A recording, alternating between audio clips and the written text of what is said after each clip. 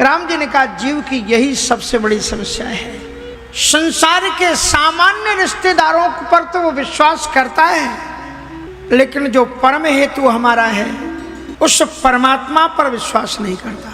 नाऊ की दुकान पर जाता है, अपरिचित देश में पहुंच जाएगा, दाढ़ी बनवानी, नाऊ की दुकान पर चला जाएगा। नाऊ क्या करेगा, कुर्सी लगा देगा, कहो बैठो था, और उस पर बैठ जाएगा ऐसे सिर टिका कर। और नाई उसी के सामने क्या करता है, एक छुरा निकालता है और उसको देखता रहता है और पत्थर पर ऐसे ऐसे घिसता है, तेज करता है।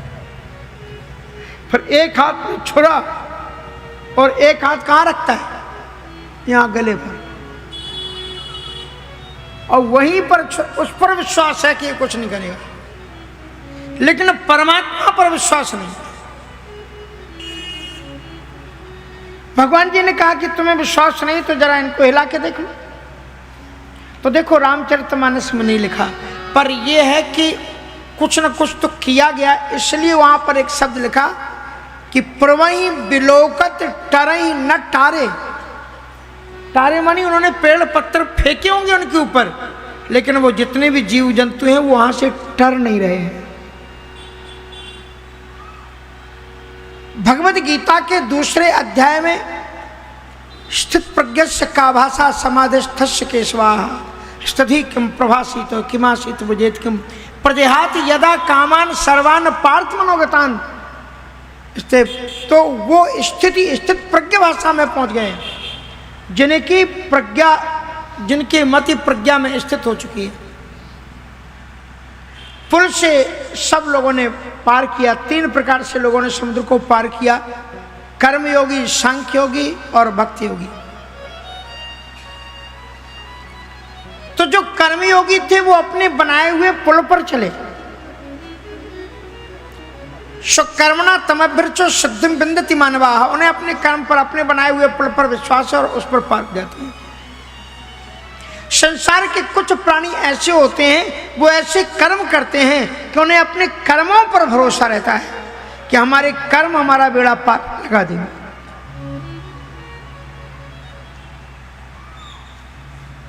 इसलिए स्वकर्मणा तमभ्यर्चो, श्री कृष्ण जी कहते हैं केवल पुष्पों से ही मेरी आराधना नहीं होती, चंदन और पानी से ही तुम अपने अच्छे कर्म करो, वो तुम्हारे अच्छे कर्म ही कर्मयोग के माध्यम से तुम्हें बेड़ा पार लगा देंगे।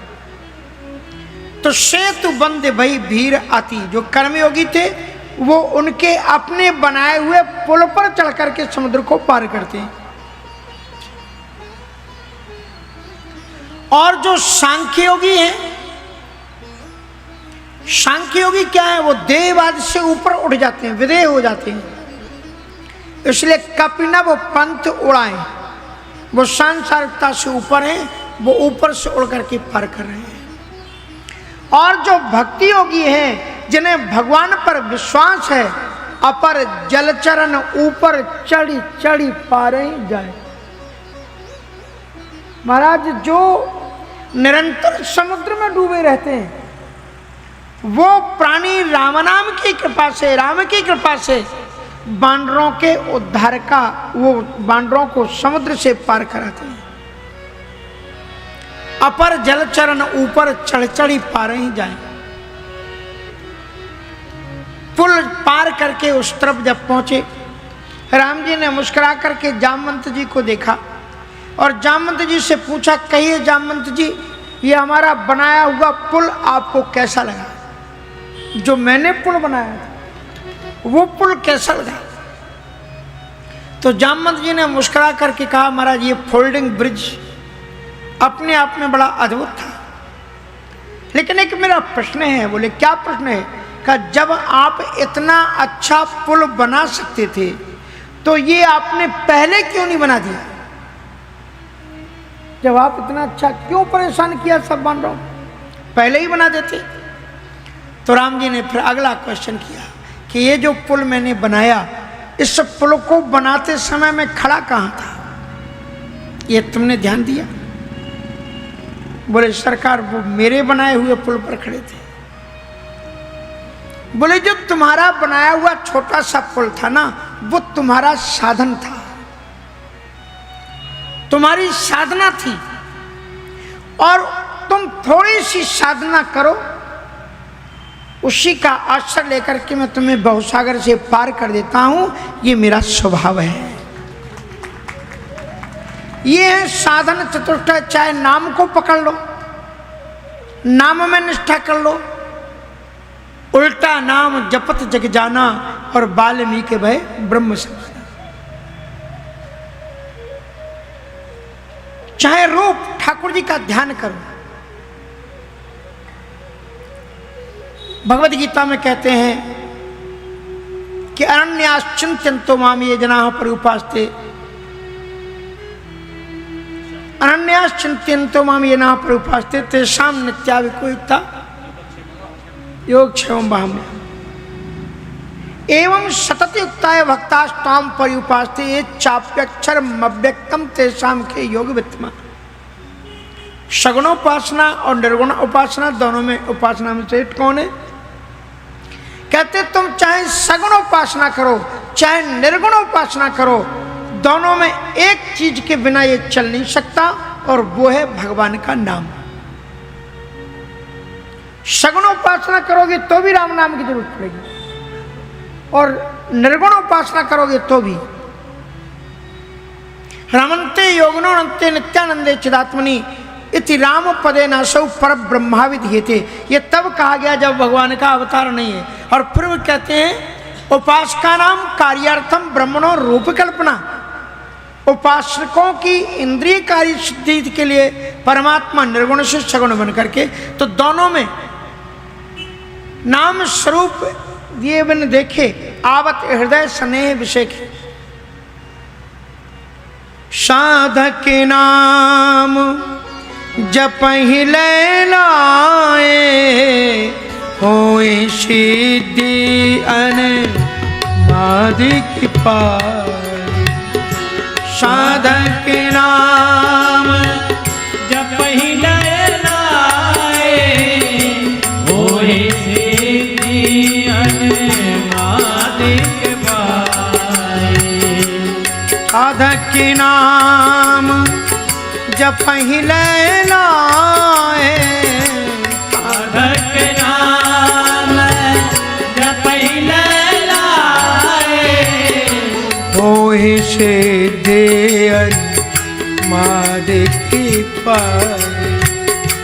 होए सिद्धि अनादिक पार। तो ज्यों ही आप नाम जपते हैं तो रूप आ जाता है। तो जब आप मंदिरों में जाते हैं, ये ठाकुर जी की जो झांकियां हैं, श्री विग्रह हैं, ये क्या है? बोले ठाकुर जी के रूप हैं। इनका दर्शन भी भक्ति का एक साधन। चतुष्टय में ठाकुर जी का दर्शन करना एक साधन। नाम रूप लीला। और तीसरा साधन क्या है? ये जो आप कथा श्रवण कर रहे हैं, इस कथा में क्या होता है? भगवान की लीला दिखलाई पड़ती है, या रासलीला रामलीला, वो भी इसी साधन के अंतर्गत आता है। और धाम चौथा साधन है। कुछ मत करो, केवल धाम में निवास करो। मुक्ति महारानी ने ठाकुर जी से कहा कि मैं तो दुनिया को मुक्त करती हूं, पर मेरी मुक्ति कैसे होगी? इसका क्या साधन है? तो ठाकुर जी कहते हैं कि पड़ी रहो जागेल में, साधु संत चले आए, उड़ी उड़ी रजे मस्तके लगे, सहज मुक्ति हुई जाए। मुक्ति कहे गोपाल सो मेरी मुक्ति बताओ। मुक्ति महारानी कहती मेरी मुक्ति का ये वृंदावन की रज में लेटी रहो।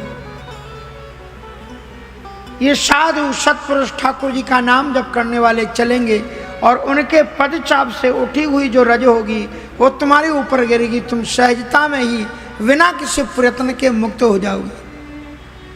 संतों के चरणों की रज मुक्ति को भी मुक्ति देती है। तो चार साधन है, नाम रूप लीला धाम। इन्हीं को साधन चतुष्टय के रूप में निरूपित किया गया है। और जानकी जी जो सबसे पहला साधन है उसका आश्रय लेकर के अशोक वाटिका में रह रही है। जही विधि कपट कुरंग संग धाय चले श्री राम, सो छवि सीता राखी उरे, रटत रहते हरि नाम। उसी नाम को अपने हृदय में रख करके निरंतर जाप करते।